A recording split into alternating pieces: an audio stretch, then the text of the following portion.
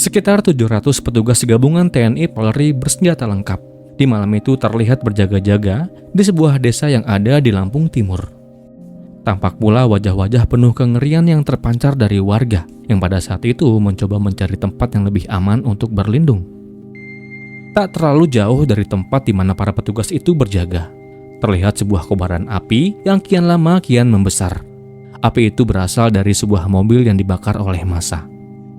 Selain itu, batu-batu melayang menerjang sebuah rumah atau tempat di mana para sandera itu tak bisa berkutik. Tak lama kemudian terdengarlah umpatan-umpatan provokasi yang saling bersahutan, seiring dengan usaha para petugas yang berusaha menyelamatkan beberapa orang yang tersandra di malam kisruh tanggal 28 Juli tahun 2015 itu. Syukurlah akhirnya petugas berhasil menyelamatkan para sandera dari amukan massa di malam itu. Namun naas bagi seorang sandera yang merupakan pejabat dari desa sebelah, usaha penyelamatannya gagal, dan tak lama kemudian ia pun ditemukan tak bernyawa, dengan luka terbuka di area kepala, punggung, kaki, dan tangannya. Mirisnya dikabarkan bahwa korban juga kehilangan alat kelaminnya. Di dalam video kali ini, saya mau ajak teman-teman semua untuk membahas sebuah kasus kericuhan yang berujung hilangnya nyawa seorang pejabat desa Malangsari, Tanjung Bintang, Lampung Selatan. Bentrok ngeri ini dipicu atau diawali dengan tertangkapnya 2 orang begal yang beraksi di siang bolong. Aksi pembegalan itu berakhir ketika terduga begal diamuk oleh massa, dan salah satu dari 2 pelaku meregang nyawanya. Hal itu tentu membuat warga desa asal terduga begal tak terima atas meninggalnya korban, dan terciptalah dendam. Lalu apa yang sebetulnya terjadi? Dan bagaimana kisah selengkapnya? Jadi begini. 22 Juli tahun 2015, hari-hari yang masih bernuansa lebaran. Di siang itu sekira jam 11, Yusuf dan Hasan yang keduanya merupakan warga desa Batu Badak saat itu terlihat berboncengan keluar dari desanya menuju sebuah tempat dengan menggunakan sepeda motor Honda Legenda. Di sebuah dusun yang bernama Dusun Lengan Rejo, sekampung Udik, dikatakan oleh salah seorang warga dusunnya. Yusuf dan Hasan di siang itu diduga mencoba menghentikan sebuah motor yang dikendarai oleh seorang warga lainnya. Lalu dengan secara paksa, keduanya mencoba merampas sepeda motor Suzuki Satria yang dibawa oleh warga itu. Mengetahui dirinya menjadi korban begal, seketika si warga itu berteriak sekencang-kencangnya seiring dengan sepeda motornya yang dibawa kabur oleh Yusuf dan Hasan. Teriakan keras yang menggema itu tentu didengar oleh warga lainnya, yang kemudian terjadilah kejar-kejaran antara warga dan terduga begal di siang itu. Usaha pelarian sang begal pun berakhir tatkala warga desa Malangsari, Lampung Selatan berhasil menghentikannya. Warga desa penghadang yang tersulut dengan teriakan-teriakan "tangkap begal" dan "hajar" langsung saja mengartikan bahwa teriakan-teriakan dan umpatan-umpatan itu sebagai sebuah perintah untuk segera menghentikan laju dari kawanan begal yang sedang melintasi desanya. Tentu warga tak mau menyia-nyiakan kesempatan itu untuk segera bertindak, karena aksi begal sungguh sangat meresahkan warga di saat itu. Singkatnya, setelah Yusuf dan Hasan berhasil dihentikan, keduanya kemudian menjadi bulan-bulanan warga desa Malangsari. Lemparan batu, lemparan kayu, bogem mentah, dan lain sebagainya menghujani tubuh kedua orang terduga begal tersebut. Namun sial bagi Yusuf, ia meninggal dunia setelah tak kuasa menahan hantaman yang begitu keras. Hasan selamat, namun ia kritis. Meninggalnya Yusuf dan kritisnya Hasan tentu membuat warga desa tempat mereka berasal, yaitu desa Batu Badak, Lampung Timur, berduka. Terutama keluarga Yusuf yang ditinggalkan. Tentu saja mereka mengutuk dengan keras aksi main hakim sendiri yang dilakukan oleh warga desa Malangsari. 27 Juli tahun 2015, atau sekira 4 hari setelah Yusuf dimakamkan, pihak keluarga Yusuf yang didampingi oleh aparat desa Batu Badak datang bersama-sama mengunjungi Polsek Tanjung Bintang. Saat itu mereka mendatangi Polsek Tanjung Bintang dalam rangka menanyakan perkembangan dan penanganan kasus pengeroyokan yang menyebabkan Yusuf meninggal dunia. Selain itu, pihak keluarga dan aparat desa Batu Badak juga meminta bantuan pihak Polsek Tanjung Bintang untuk menyampaikan kepada pihak aparat desa Malangsari agar bisa datang ke desa Batu Badak yang mengatasnamakan masyarakat untuk berbelasungkawa ke rumah duka keluarga Yusuf. Singkat cerita, setelah kunjungan itu berakhir, disampaikanlah pesan itu kepada aparat desa Malangsari, yang saat itu diterima oleh perwakilannya, Pak Adil Darmawan, yang menjabat sebagai sekretaris desa. Pesan tersebut diterima olehnya dikarenakan Pak Kades Malangsari saat itu sedang tidak aktif dikarenakan alasan kesehatan. Kejadian pengeroyokan yang menewaskan Yusuf warga desa Batu Badak sempat membuat suasana desa Malangsari atau tempat kejadian perkara mendadak viral sekaligus mencekam. Viralnya kabar tentang insiden tersebut turut serta membuat pejabat-pejabat desa yang berada di sekitar desa Malangsari turut berprihatin. Mereka semua tentu menyayangkan atas kejadian yang terjadi pada saat itu. 28 Juli tahun 2015 atau 1 hari setelah pihak keluarga Yusuf mendatangi Polsek Tanjung Bintang. Di siang itu selepas makan siang kembali Polsek Tanjung Bintang kedatangan tamu.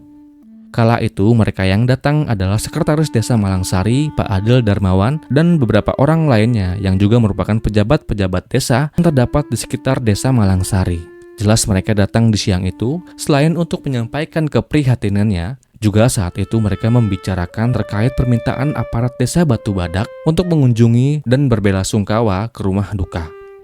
Singkatnya, setelah bincang-bincang itu selesai, disepakatilah jumlah santunan yang akan diberikan dan siapa-siapa saja yang akan datang di malam itu juga ke rumah duka. Hari itu dan di malam itu sengaja dipilih dikarenakan di malam itu adalah momen 7 harian di rumah duka. Kapolsek Tanjung Bintang, Pak Tri Hendro, yang pada saat itu juga hadir ketika bincang-bincang itu, menyarankan agar yang datang ke rumah duka perwakilan dari desa Malangsari saja, yang nantinya akan didampingi oleh ia sendiri dan juga beberapa anggota lainnya. Rombongan kemudian berangkat menuju desa Batu Badak sekira pukul 7 malam. Saat itu Pak Adil Darmawan, Pak Yari, Pak Ismail adalah perwakilan dari desa Malangsari yang akan menyambangi rumah duka. Selain itu turut pula bergabung di rombongan Pak Kapolsek Tri Hendro dan 3 orang anggota lainnya. Mereka menuju lokasi dengan menggunakan mobil Toyota Avanza milik Pak Kapolsek. Demikian setelah menempuh perjalanan kurang lebih 30 menit, sampailah rombongan di desa Batu Badak, tepatnya di rumah almarhum Yusuf. Kehadiran mereka langsung disambut oleh Pak Malik selaku orang tua Yusuf dan warga lainnya. Singkatnya, setelah mereka lengkap dan berkumpul, acara yasinan dalam rangka mendoakan almarhum Yusuf pun dilaksanakan. Setelah acara tahlilan tersebut selesai, Kapolsek Tanjung Bintang kemudian diberikan waktu dan tempat untuk memberikan sepatah 2 patah kata terkait kehadirannya dengan rombongan di malam itu. Setelah selesai dengan kata sambutannya, tibalah saatnya Pak Kapolsek yang mewakili warga desa atau masyarakat Malangsari kemudian memberikan santunan kepada pihak keluarga Yusuf. Belum juga santunan itu diterima oleh pihak keluarga. Secara tiba-tiba, dari arah kiri mereka berdiri. Seorang pria yang mengaku adiknya Yusuf berkata, "Jangan diterima, jangan mau damai. Nyawa dibayar nyawa. Pak Kapolsek ini melindungi pelaku." Tak hanya 1 orang yang tersulut, penolakan yang dilontarkan pria ini ternyata turut pula menyulut emosi warga desa Batu Badak yang ternyata sedari tadi telah menunggu tersulut api itu. Di tengah upaya Pak Kapolsek dan rombongan yang mencoba meredakan emosi warga yang mulai tersulut, tiba-tiba datang seorang wanita, menghampiri Pak Sekdes Adil Darmawan, menepuk lehernya dan berkata, "Kamu sekdesnya ya yang habisi Yusuf? Awas kau." Singkatnya, setelah warga benar-benar tersulut, tak ada lagi upaya yang bisa mereka lakukan. Kata maaf, kata sabar, dan kata jangan dihabisi, semuanya dianggap angin lalu oleh para warga yang marah. Lemparan gelas, lemparan batu, dan lemparan kursi menghiasi langit-langit teras rumah keluarga Yusuf kala itu. Sialnya, 1 lemparan gelas berhasil mengenai dahi Pak Kapolsek. Noda merah mengalir cukup deras kala itu dari dahinya. Sama anggota Kapolsek ada 4 orang dan dari kami ada 3 orang, berarti 7 orang. Dari luar itu semakin banyak lemparan, batu besar-besar itu jatuh dari genteng, kaca itu luar biasa. Di tengah upaya dari ke-7 orang rombongan yang sedang melindungi dirinya dari lemparan batu dan gelas, lalu ada seorang warga yang kemudian menyuruh tamu untuk masuk ke dalam rumah saja.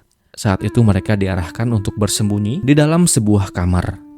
Di dalam kamar kondisi tak berhenti mencekam. Lemparan batu sempat membuat genting-genting rumah keluarga Yusuf hancur berantakan. Kondisi semakin menegangkan ketika ada seorang warga yang melemparkan sebuah bara api yang kemudian bara itu mengenai kasur kamar hingga terbakar. Namun beruntung, api tidak jadi membesar. Di dalam kamar mereka tak henti untuk berdoa dan menyampaikan situasi kepada anggota atau petugas yang lain. Dikarenakan warga yang tersulut semakin ramai dan banyak, tiba-tiba ada beberapa orang dari mereka yang kemudian mencoba mendekati mobil Toyota milik Pak Kapolsek. Mobil yang terparkir tak jauh dari rumah Yusuf itu tak luput pula dari amuk massa. Massa secara bersama-sama menggulingkan mobil itu lalu membakarnya. Suara ledakan akibat tabung bahan bakar yang terbakar turut serta terdengar oleh rombongan yang tersandra di dalam kamar. Sekitar jam 11 atau 2 jam setelah rombongan tersandra, tiba-tiba listrik padam. Entah dikarenakan sabotase atau memang sedang ada pemadaman listrik. Namun yang pasti tak lama setelah listrik padam, serangan batu yang menghujam genting-genting rumah kian intens. Ditambah pula dobrakan-dobrakan pintu yang juga kian terdengar dengan nyaring. Tak lama setelah mendapatkan kabar tentang situasi terkini dari petugas yang menjadi sandra, datanglah beberapa anggota polisi yang dimana mereka singkatnya berhasil masuk dari pintu belakang rumah. Setelah berhasil mengevakuasi para sandra, rombongan tersebut kemudian dibawa dengan menggunakan sepeda motor ke salah satu rumah warga yang aman dari serbuan warga. Namun naas bagi Pak Adil Darmawan, sekretaris desa Malangsari, sayangnya di malam itu ia terpisah dari rombongan. Entah bagaimana ia bisa terpisah, mungkinkah ia sempat ditarik oleh warga atau ada hal lain. Namun yang pasti selepas rombongannya berhasil dievakuasi, Pak Adil kemudian berlari menuju sebuah rumah warga dan bersembunyi di kamar mandi. Lagi-lagi sial, usahanya dalam melarikan diri sempat terlihat oleh massa yang emosi. Syahdan, massa yang masih diliputi amarah, segera bergegas menuju rumah yang diduga telah dimasuki oleh Pak Adil. Tak mau berlama-lama, massa pun segera menggeruduk rumah tersebut. Namun benar, mereka tak menemukan Pak Adil, dikarenakan Pak Adil sedang bersembunyi. Pemilik rumah yang khawatir lalu segera menuju kamar mandi tempat di mana Pak Adil bersembunyi. Dan dengan perlahan ia pun mengatakan, "Pak, cepat sana pergi dari pintu belakang, warga sudah emosi." Tanpa pikir panjang, Pak Adil segera berlari menuruti perintah sang pemilik rumah. Ia dekati pintu, ia buka pintunya dan segera berlari setelah ia yakin bahwa situasinya memungkinkan dirinya untuk berlari. Dan lagi-lagi sial tampaknya tak bisa menjauh darinya. Usaha melarikan dirinya terlihat oleh massa yang kala itu telah siap dengan batu-batu dan sajam-sajam yang mereka pegang masing-masing. Singkatnya, setelah Pak Adil terkepung, ia hanya bisa terjongkok dengan mengangkat kedua tangannya. Alih-alih meredakan emosinya, malah massa tidak menghiraukan gestur minta maaf Pak Adil kala itu. Singkatnya, Pak Adil menjadi bulan-bulanan massa di tengah gelapnya malam itu. Pak Adil terkapar, namun ia masih bernafas. Amukan massa sempat mereda ketika ada seorang warga yang meminta untuk mengecek terlebih dahulu apakah ia polisi atau bukan.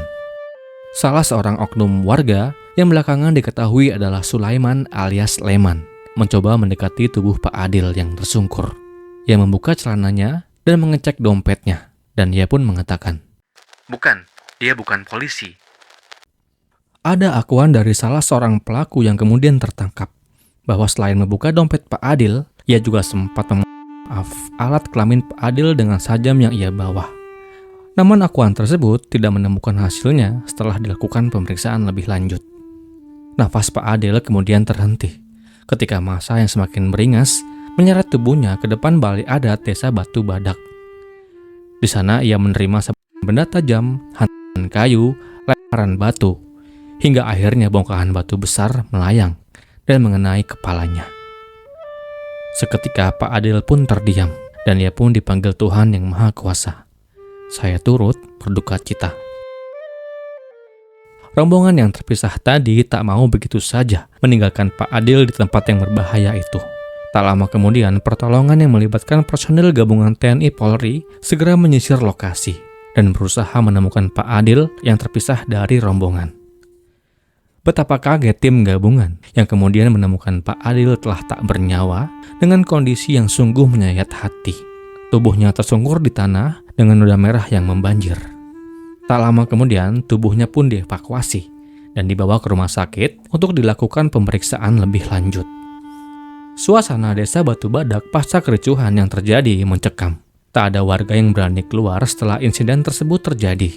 Tak terlihat pula kaum laki-laki di kampung tersebut. Diduga laki-laki di kampung tersebut saat itu melarikan diri dan bersembunyi di kebun milik warga yang terletak tak jauh dari desa. Hal itu terpaksa mereka lakukan demi menghindari kejaran polisi yang terus saja mengejarnya di malam itu setelah insiden itu terjadi. Penjagaan secara ketat dan persuasif pun dilakukan oleh kurang lebih 700 personil gabungan TNI Polri. Penjagaan itu dilakukan guna meredam kemungkinan meluasnya kericuhan yang terjadi. Perjanjian damai antar kedua desa akhirnya terbentuk di tanggal 2 Agustus tahun 2015. Menangani masalah kericuhan yang terjadi di Kampung Begal menjadi tantangan tersendiri bagi petugas kala itu.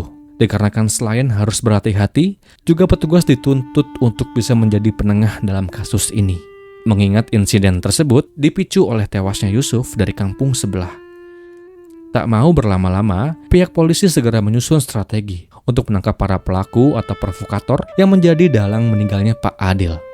Singkatnya, polisi satu persatu berhasil meringkus para pelaku yang terduga terkait dengan penyanderaan, penganiayaan yang menyebabkan meninggalnya Pak Adil. Lalu tepatnya di bulan Oktober tahun 2015, atau tepatnya 3 bulan setelah buron, polisi berhasil meringkus Ibrahim. Saat itu ia diringkus di Jakarta Barat ketika ia sedang bekerja sebagai seorang kuli bangunan.